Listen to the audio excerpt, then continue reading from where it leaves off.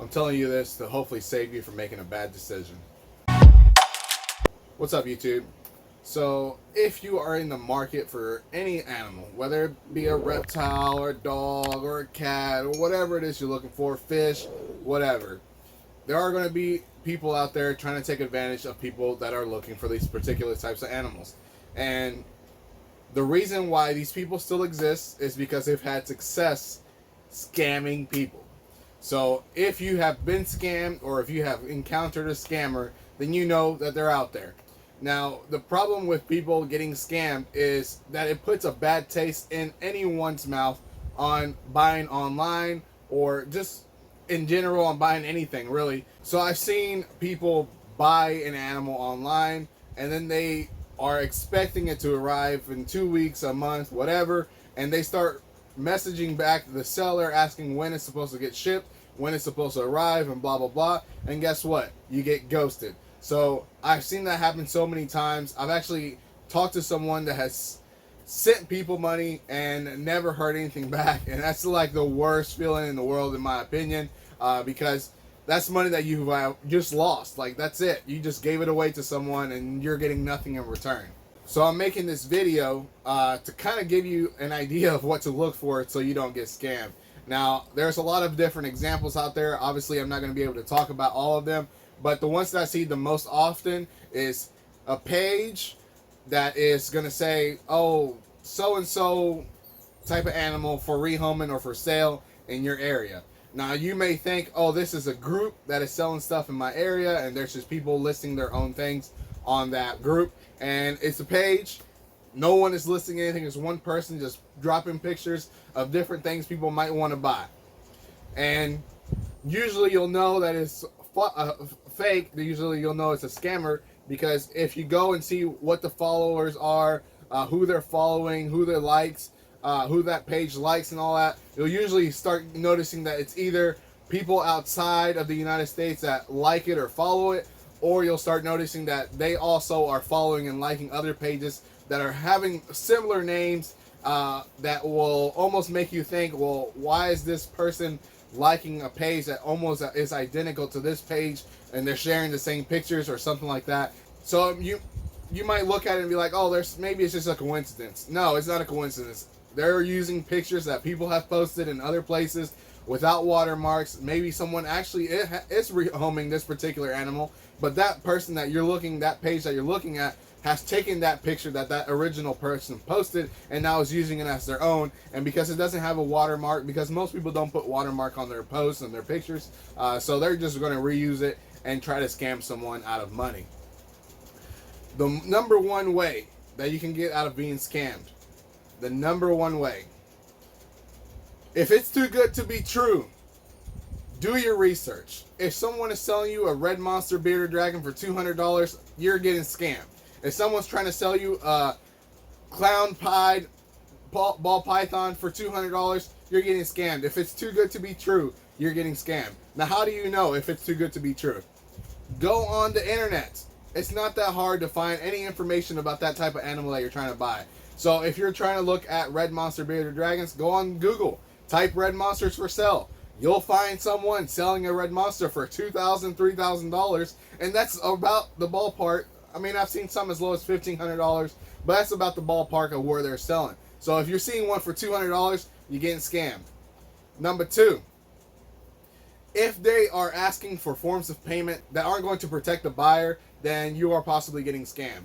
So I say possibly because I have also used these forms of payment, because some people just feel more comfortable using that. But again, you have to make sure that the person you're sending the money to is trustworthy. So these forms of payment that would not protect the buyer, Zelle, Cash App, Venmo, PayPal, if you're sending it as friends and family, will not protect the buyer. There's a lot of different things out there that will not protect the buyer. So what I use to make sure that the people that are buying from me feel like they are going to get their money's worth, they're going to get something in return, I obviously use PayPal, goods and services, because obviously that protects the buyer. I also use my website, which is going through Square, and Square is 100% going to protect the buyer before they protect me. And I know that sounds terrible, but it just kind of eases the buyer when they are trying to buy something from my website. I I've heard bad stories out there of Square immediately taking the money from the seller, and then all of a sudden the seller's like, "What the hell? I sent you the animal," and you're like, and that's another version of a scam, to be honest. And I'm not going to talk about that in this video because that's a scam on the seller side, not on the buyer side. So this is strictly just a video to help you not get scammed as a buyer. If you go on Morph Market, you'll find a bunch of different animals on there. And not to say that there's going to be scammers on Morph Market, but they're all over the place. You can't really hide from them anymore. Now, Morph Market's pretty good about scammers because you can kind of get an idea of who's scamming and who's not. Again, some of the other things kind of play into it. If it seems too good to be true, then it's probably too good to be true. So on Morph Market, the types of scams that I have seen is trying to get people to buy lower end animals for more than they are supposed to be. And so, for example, I've seen people, if you're into ball pythons, they'll sell you a dinker, and it's just a normal that looks a little bit different than a normal. So if you're buying a ball python and it says dinker, there's two different ways that a dinker could come out. Is if they got it as an import and they're just trying to prove out some kind of morph in there, some kind of genetic. Or the second one is if it actually came from a dinker lineage. So they bought it from someone that is trying to prove out that morph, that genetic. So those are the only two ways you can really get a dinker. The ways that I've seen on Morph Market as dinkers is someone has a normal and they're just like, oh, it's too pretty to be a normal, so I'm gonna sell it for more than it's worth, and I'm gonna say dinker. And that's just not how that works. So you just gotta be careful for that. Now there's a lot of mis-IDing out there, and that's not necessarily scamming because you can honestly mis-ID without meaning to, but there are severe mis-IDs on Morph Market and even anywhere else. It could be on Facebook groups, a website, like an actual seller's website. Mis-IDing happens. As a buyer, you should be aware enough of what you're trying to buy before you buy it, right? So because I've seen so many people say, for example, with red monsters, oh, I'm selling a red monster. Great. Is it 100% red monster? Is it 50% red monster? Is it 25% red monster? Is it 75% red monster? There's some of those out there too. So those are questions you need to ask. Like, yeah, you're selling a red monster. Great. Tell me more about it. Is it 100%, 50%, 25%?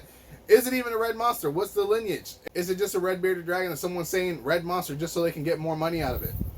Those are all questions you need to ask as a buyer to the seller, because you don't want to be scammed for not asking questions. You don't want to be buying something that's misinformed or mis-ID'd or something like that, because that does happen out there, and it's just people trying to get money out of suckers, to be honest.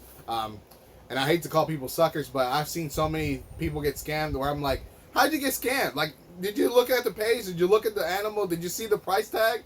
How did you get scammed? That doesn't make sense that you would get scammed that way. So this is just my video to help someone else not get scammed. I haven't personally been scammed. I will say this, the only thing that I would even consider that I've experienced as a scam is that I was sold a bearded dragon that supposedly had these genetics, and when I bred the dragon, it did not have those genetics. And I paid a lot more money for that dragon because of the supposed genetics. And when I bred it, obviously, knowing that it didn't have those genetics, that dragon's value decreased by like $600. So, yeah, that happened to me. Obviously, I got my money's worth because eventually I paired him enough to where his offspring paid back for his expenses, their expenses, the mom's expenses, and all of that. So eventually, it did work out as far as profit-wise, but I did not get what I was trying to get out of that dragon.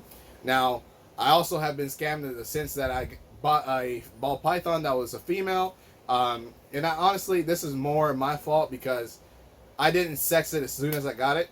I took the word of the person that sold it, and after a few months, I was like, you know, this female's up to size. I can probably start breeding her soon.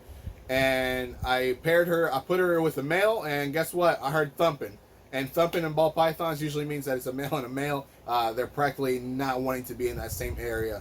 So after that happened, I took that male out. The one that I knew was a male, I took him out, put him back in his tub. And the one that I thought was a female, I was like, what's going on here? That's not supposed to happen really if it's a female and a male. So I sexed it, and guess what? It was a male. And I went back to the person, and I was like, hey, you know, you sold me a male. Oh, there's no way. I sexed it. Another person sexed it, and blah, blah, blah. I'm like, no, this is definitely a male. So I don't know what you're telling me. Like, I probed this animal. There's no way it's a female. This male has the longest hemi penis I've ever seen in my life. This thing, so with a probe, you just stick it in there. This thing's hemi penis, I kid you not, the probe went in this deep. Now I've seen some ball python get probe before, and yeah, it's about this deep. It's usually about like 7 or 8 scales or so. Now this guy's went up to like 10, 13 scales into the probe. So it was a lot longer than I'm used to. So I was like, this one is definitely a male. There is no doubt about it. You can't lie to me and say it was a female unless you were supposed to give me a female and you ended up giving me a male without knowing. But obviously, in that sense, if that was a mistake, then you should rectify it and give me that female that you were supposed to give me. But that didn't happen. So I wouldn't consider that a scam per se. Maybe it was just a mistake on both ends. Obviously, a mistake from my end for not sexing it as soon as it got here. But that's just how some things go. As always, I appreciate you watching this video. Hopefully you got something out of it. Don't forget to like, share, and subscribe. Hit that notification bell so you don't miss anything that I put out in the future. As always, peace.